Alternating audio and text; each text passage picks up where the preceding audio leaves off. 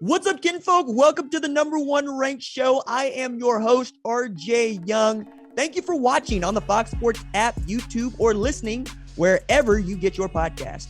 Today, we're going to go through my Week 9 USFL Power Rankings. Again, we're the last couple of weeks, the home stretch of the season, and we're going to speak with New Jersey running back Darius Victor, who really was outstanding in his interview with me. And I'm telling you this as a person that knew something about him and knew something about his story. And I'm really interested and can't wait for you to hear what he had to say about just how he got to the USFL. Fascinating man, fascinating team, and really on one of the better teams in all of the USFL. And I think that's a great place to segue into, well, our conversation with Darius Victor. I'm pleased to be joined by New Jersey Generals running back Darius Victor. Darius, how you doing? I'm good, man. How you doing? I'm good. The first thing I want to make reference to, though, is the shirt, because the shirt is banging. I really love the shirt. So I need you to tell the folks what the shirt says and the story that inspired the shirt. Thick thighs save lives, man. Thick thighs save lives on and off the field. My linemen out there have thick thighs blocking for me. I have thick thighs. Guys are trying to tackle me. They're bouncing off of me. So it's saving lives out there, getting yards and getting to the end zone. Came about on the sideline pregame. Brock, the sideline reporter, he asked me, say, "Hey Vic, you ever measured your thighs?" And I was like, "No." He was like, if I grab the tape measure, would you let me measure? I was like, sure. I mean, I'm curious to know what my thighs are. It's about 30 inches. And then from there was a halftime game delay because of the rain. And then next thing you know, my thighs are going viral. But that's how that started. Hey, man, we were looking for ways to really get to know just how strong you were. And that's one way of doing it. Now, I don't want to put you on the spot, dog, but like my waist is smaller than your thighs. So like, what are you squatting over there? I haven't squatted heavy in a long time, but the last time I squatted heavy, I did 605 in college, pretty easy. Okay, I'm 5'5". Darius is 5'6". He outweighs me by about 100 pounds, and I'm just trying to give people a full visual of squatting 605 pounds. Now, the joke would be you ain't got that far to go, because they make that joke to me as well. You know what I mean? It feels like it gets under your skin the way it gets under my skin. Coach Pick, shout out to my strength conditioning coach in college. Coach Pick would cheer you on, go. You go all the way up, go down, and then he'll tell you you're not low enough. So he makes sure you break parallel for sure. So it definitely counted, and you got to get down there to get up, especially with that much weight. Butt to calves. That's what they would tell me. Butt to calves, and I'd be like, man, I guess this is what we're doing now. Yeah. I also am doing my research for the show, right? You go to Towson, but the reason I bring it up this way is you had locks. I used to have locks. Where'd your locks go? I cut them off. Me and a couple of my brothers cut them off because for Mother's Day, our mothers really didn't like them, so we did it as a Mother's Day thing. But I tell people all the time, I was the only guy to go from dreads to a bald head within a year by choice. So it's crazy. It is like that's a tremendously big jump. As you can see, I try to keep as much of my hair as I could while cutting them off. So to go from locks to a bald head, I mean, look, you probably running what 2 tenths off 40 times, something like that. That's how it feels. I wish that'd be nice. Oh man, so we got to see you guys play at the legendary Legion Field for the first time. Now, I'd been out there for some practices, but it was something else entirely for me to see you all playing at the Iron Bowl. So what was it like for you to play at Legion Field? It was a great experience, just having that under my belt now, saying I played at the historic Legion Field. I scored a touchdown in there with so many other greats before. So I was just trying to soak it all in. I was telling one of the media people before the game, this is a legendary field. Let's try to create some more history on here. So just having that opportunity was a blessing, and I love it. It's just looking around the big stadium and just thinking about all the history, man. It felt really good. I wonder if Coach Riley told you any of his history, having played there, Tennessee, Auburn, while he was Oh, at Alabama. absolutely. He joked around and said, my locker's still there. Of course, his locker wasn't there, but yeah, he's been there a long time before I was even born. So yeah, Coach Riley, that's his home. He's been a couple of games there. I have been really floored by just how cool Coach Riley has turned out to be. And I don't mean to say that I didn't expect him to be cool. It's just his way of relating to people has really been touching to me. I wonder if you could tell us a story about him relating to you as head coach for the New Jersey Generals.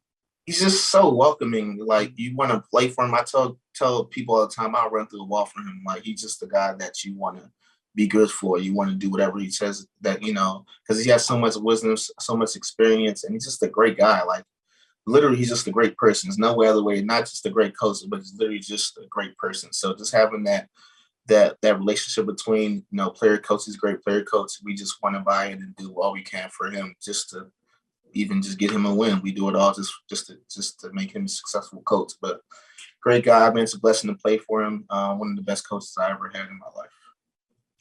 That's high praise, right? In that we've had many coaches throughout our lives, some of them for football, some of them for not. I put it this way, though. I expected Coach Riley to run not necessarily a pass-happy offense, but an offense that certainly featured the quarterback. And one of the first things he said before the season began was, I'd be shocked if we don't run the ball well. And I'll be doggone if that's not one of the things that y'all do well, with you being more or less the pound the rock dude in the backfield. And I was struck by this quote that you gave our Eric Williams, which is, hey, they call me box boy. That's my box. I like to do it in the box. Tell me why you like running between the tackles, man. Well, I always joke. I've been saying this for years, since high school. Nothing else matters but the box. As an offense, the biggest thing, number one thing, is you want to score points. If you score more than another team, you win. So nothing else matters but the box, and I take pride in being the box boy and the box boy CEO. So my main job out there every drive is trying to score. If we don't get any points from the drive, we didn't do our job. So I've been scoring since I was 8, and I played in 41 college games, scoring for 41 touchdowns. I just take pride in scoring touchdowns, because I know that that's my number one job at the end of the day when we go out there as an offense, and by me scoring touchdowns, helping my team, helping my offense out. So that's my number one priority, is just getting in the box, and nothing else matters but the box. Well, y'all have certainly been very good at that. You've scored 9 rushing TDs in 8 games. But you also are really putting people on game with the short yardage back, which we haven't seen a whole bunch of in recent years, specifically college and professional football, because of the way that the game has been played. What does it say that the mentality that Coach Riley wants this offense to have is, hey, if it's short yardage, we're going to get the ball to Darius. We're going to go get this first down. We're going to go get this touchdown. Coach Riley always talks about breaking the will of the other team. Could happen in that first 5 minutes or that last minute of the game, last second of the game. So it's a big identity of us to break the will of the defense. So in that those short yard situations take a big factor, just breaking another team's will, knowing that they got to stop us from getting the yard or into whatever the case may be, and we still get it. It just defeats them mentally, physically. So I take pride in being the guy that everyone knows that's getting the ball, but they still can't stop it. So I embrace it, and I want the ball every time. Sometimes good to call a little play action and stuff like that. But as long as you get that first down, that's all that matters, man. So I take pride in that, and just being a complete back as well. Catching the ball at the backfield, running between tackles, outside the tackles, but just being successful in every run that I get, and making sure the first person doesn't tackle me. I've spent a lot of time talking about the 2-quarterback system that was Luis Perez and DeAndre Johnson, but not enough time talking about how you and Trey Williams share the rock in the backfield. And here, the last 3-4 weeks, we've seen a lot of Kevontae Turpin turning up in the run game as well. How do you guys continue to share alike and be so enthusiastic for each other's success? I think because we both are capable, and we know that. I know that if I close my eyes and Trey's called to run, I know he's successful. I know he could do it, and vice versa. And we just have that brotherly connection. We live together, actually. He's one of my roommates, so we hang out all the time. He expects a lot out of me, vice versa. We hold each other accountable in the meeting room, make sure we don't have no missed assignments, stuff like that. So just that common bond, and just having that running back swag keeps us together, and we both drive just to be the best running backs we can be. You have a great way of demonstrating a familial bond with the people you meet. And I'm going to put myself in there as well. As I was running around the hotel trying to find Coach Riley, and you were one of the folks like, hey, man, if you check the meeting room, he might be there. And you didn't know me from Adam. I say that to say you have this kinship with Trey Williams, but you also come from a large family. Can you tell us a bit about where you grew up and how you grew up? Came from 4 brothers, 2 sisters, siblings. Was born in Africa, in a refugee camp in Ivory Coast. I'm Liberian. Came over here when I was 5. So just that, my biggest thing is, just treating others how you want to be treated. If I was lost or didn't know where to go, I would hope someone would point me in the right direction too. So that's how I live my life, just treating others how I want to be treated. Came over here when I was 5, America. Lived in a rough neighborhood. Parents were always working, trying to support us, and I thank them dearly for that. I was I'm the middle child, so I've seen what my older siblings did and try to correct from their mistakes and be a role model for my younger siblings. So that was a nice place for me in the family. So I always joke around and tell everyone I'm the Facebook child because I did everything right because I was in the middle and saw what worked and what didn't. But come from a great family, and I just try to make them proud in every way. So I'm proud of them, and I take pride in representing the victor. I would be remiss if I did not inform the audience that late 80s and early 90s, Liberia faced a civil war. His parents and he fled to the Ivory Coast. Shout out Didier Drogba. But also where the president now is George Weah, which I think is interesting because Timothy Weah plays for the United States men's national team. And I think that's just an outstanding story.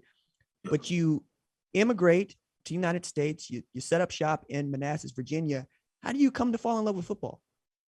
My older brother, Kevin, so like I told you, my parents were always working, and he was just my designated babysitter by default. So everywhere he went, I had to go, and it was a competition with everything. If he said he liked red, I liked blue. I remember I tell people the story all the time. His favorite team growing up was the Ravens, Baltimore Ravens, and 2000, the first time I can remember, I was like, you know what?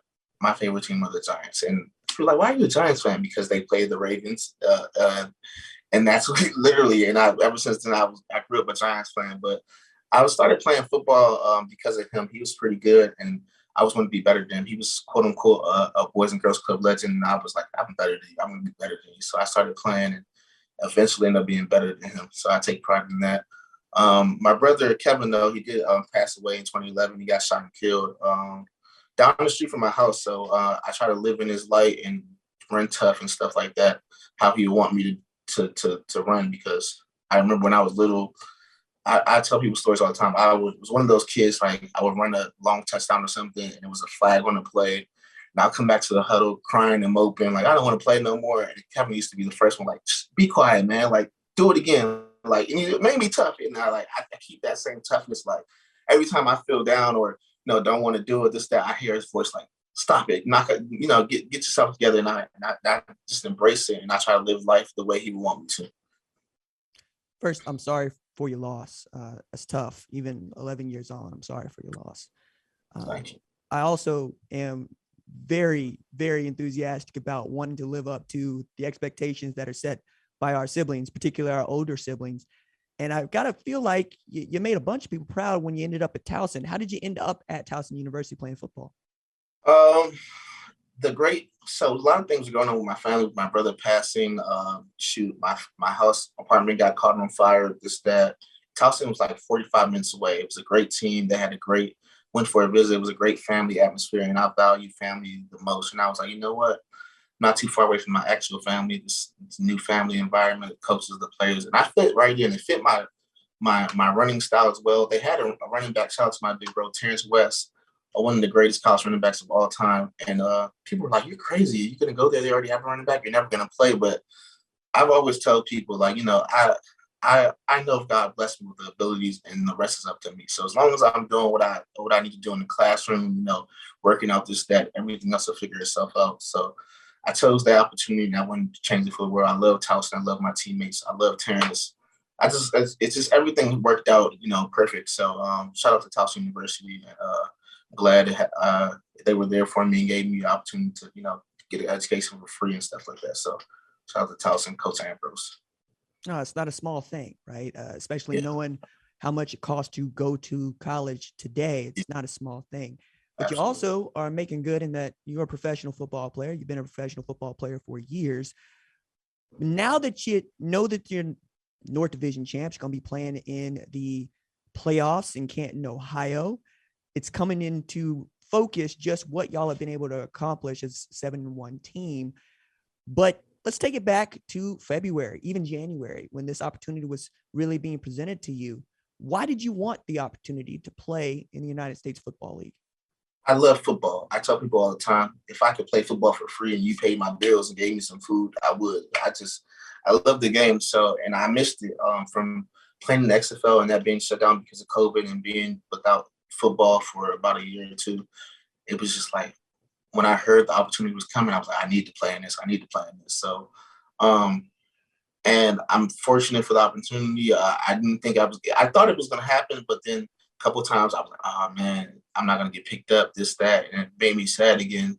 But I'm just glad that I actually got the opportunity and I'm trying to make the most of it every day, man. So very grateful for it. And I appreciate the coaching staff for trusting me and giving me the platform.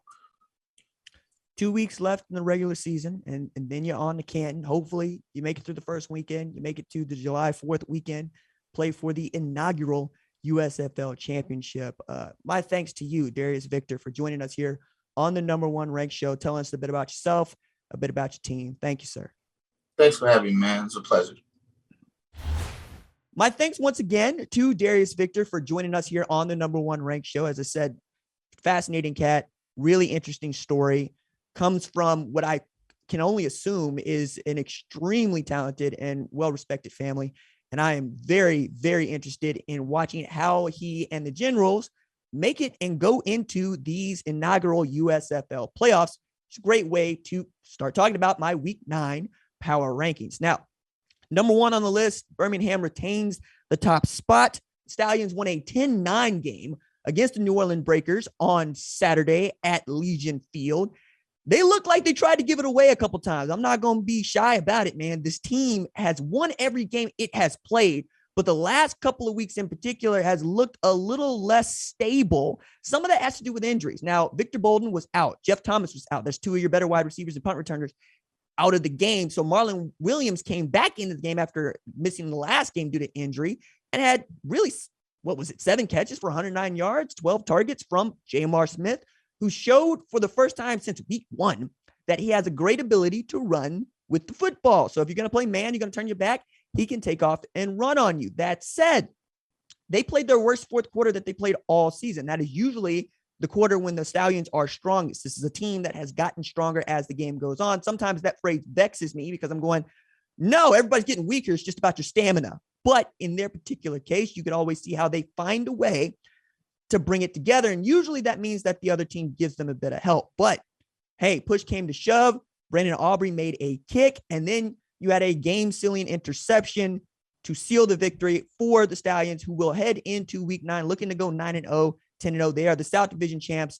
They are going to be the number 1 seed in the USFL playoffs, but still a bunch that I'm sure that they want to clean up. That said, John Chavis has been doing an outstanding job with that defense. Scooby Wright, DeMarcus Gates out there just really body snatching. I'm excited to watch those dudes play football, and they have formed what I think is the best tandem at linebacker in the USFL. And number 2, the New Jersey Generals. It's the one-loss team, right? 7-1. The only loss that they have suffered so far is in the opener against the Birmingham Stallions, where they look like they should have won that game. If it comes down to those 2 teams playing in the inaugural USFL championship game, I think we would all be enthusiastic about that. Generals, North Division is theirs. They've really rallied behind Luis Perez the last couple of weeks. He was 18 of 24 for 220 yards passing with a TD, no interceptions. Victor had 87 rush yards with 3 TDs in the 29-18 win. He leads the USFL in rushing TDs with 9. They're coming together, man. They got one of the better safeties in all of the sport in Shalom Luani. Like, he's been doing outstanding He's been a ball hawk. When the ball's in the air, you don't want him anywhere around. He's liable to come down with it. Another guy that's liable to come down with it is Philadelphia Stars cornerback Channing Stribling. He had another interception in their win to clinch a playoff spot in the North Division. Also, we saw perhaps the greatest game played all season by a quarterback in Case Cookus. Dude was 20 of 26 for 247 yards passing and had 118 yards rushing on the ground, including one 70-yard run, marauding scamper. He was really rumbling, bumbling, stumbling, trying to get in that end zone. He said in the post-game or press conference that that was the longest that he had ever had to run in college or in a professional football game. It was very exciting to watch them play. The Michigan Panthers tried to make a game of it into the second quarter, but then the Stars poured it on, scoring 46 points, which is the most that any team has scored in any game this season. The Stars were my dark horse to win the USFL championship before the season began, but that was also with Brian Scott as the quarterback. Case Cookus has stepped in, done an outstanding job as Bart Andrus' starting quarterback, and I expect them to really be a factor in the playoffs. It's going to be fascinating to see which one of those teams in the North can get into the USFL championship, the Stars or the Generals. Number 4, the New Orleans Breakers. It's a team that just can't get out of its own way, right? I'm looking at Kyle Sloter, and if he doesn't throw 3 interceptions, they win that game going away. You know, they also got an outstanding turnover to open the game. Like, they stopped Birmingham from getting into the end zone. They get a strip, fumble, and a touchback to give the ball back to the offense. But then you're talking about a game where we saw 5 field goals missed and 6 turnovers. If Taylor Bertolet, the kicker for the New Orleans Breakers, makes even one of the kicks that he misses, including the extra point, you're talking about the very least overtime, if not winning the game and solidifying themselves as having an advantage going into what I thought was going to be a playoff winning game for them. Now, something needed to go right in week 8. They needed to win, and the Tampa Bay Bandits needed to lose. Neither one of those things happened. That said, they still have an opportunity to punch the last ticket to the USFL playoffs with a win against Tampa Bay later this weekend. We'll see if they can come through and make that happen in the South Division, which has, at least from the top, looked pretty doggone decent. Number 5, there's Tampa Bay Bandits. Jordan Ta'amu failed to pass for 100 yards, but without Clayton Thorson, without Mark Thompson, without Isaiah Zuber, the Houston Gamblers just did not have the offensive firepower to compete. And that was another, well, it was a double-digit game, but just barely. And remember, one-score game in the USFL is 9 points. They lost that game by 10. Now we're going to see the Bandits take on New Orleans Breakers team that really had their number the last time they played. The Breakers beat them 34-3. It's the best that they had looked all season. We'll see if Jordan Ta'amu can find a way to put together his best game of the season along with Kyle Sloter. I think those are the 2 better quarterbacks in the South Division, if not in the USFL, or not 2 of the 3. I'm excited to see which one of those teams comes out on top. Tampa Bay would need to win and win out to get into the USFL playoffs. So that ought to be a game that everybody has circled on their calendar this weekend. Number 6, I got the Michigan Panthers. It's a team that has been plagued by injuries, and really, as soon as we started to find an identity and running the football, playing outstanding run defense, they seemed to just fall apart at the quarterback position. They had since released number 1 overall pick, Shea Patterson. We saw Josh Love get a start, put them into an overtime game that they lost, and Paxton Lynch got to start this weekend. He played well, right? I thought it was the best that I've seen a Michigan Panthers quarterback play all year. That said, it's a Michigan Panthers quarterback, and anytime you got to play more than one quarterback throughout the year, it's never a good sign. But I expect them to compete the last couple of weeks. Jeff Fisher's team could just as easily be sitting at 4-4 as they are at 1-7, but they are at 1-7, and they're going to try to play spoiler the rest of the way. Number 7 on the list, the Houston Gamblers. Again, Kevin Sumlin was out, his starting quarterback, without his starting running back, one of the better running backs in the USFL, and without a game-breaking wide receiver. It's really difficult to summon an offense with that. That said, Chris Odom has turned into an absolute problem on that defense. He leads the league in sacks.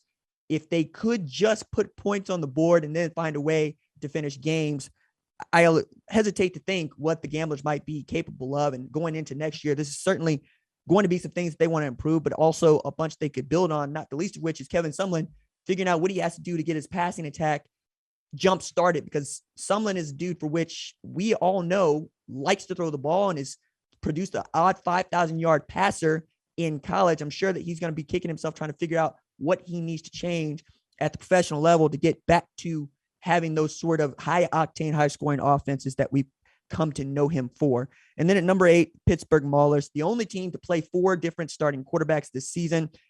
This week, they went with Roland Rivers, who is a former Harlan Hill Trophy Award winner, which means that we had a battle of 2 Harlan Hill Trophy Award winners, and he and Luis Perez. That is the FCS's MVP, its Heisman Trophy, if you will. He played just fine, just not good enough to win.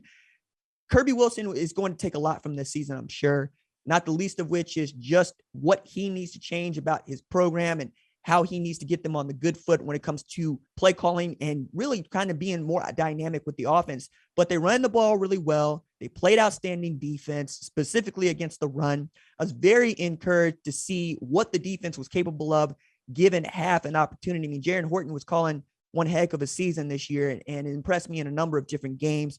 They have the tools to be good, but that's kind of what it is for all of these teams. They all have the tools to be good. And it's about what have you been able to do in these close game situations. So I'm sure that there's a bunch that they would like to change from this season, but certainly going to try to get a couple of wins to go out this season and see what they can do going into next season. All right. That is going to do it for this episode of our USFL Spotlight. I want to thank our producer, Catherine Donnelly, our director, John Marcus, our lead screening, Rachel Cohen, our associate producer, Tyler Wojak, our social media maven, Javion Duncan, and I am your host, RJ Young. We will see y'all in a couple of days. Deuces.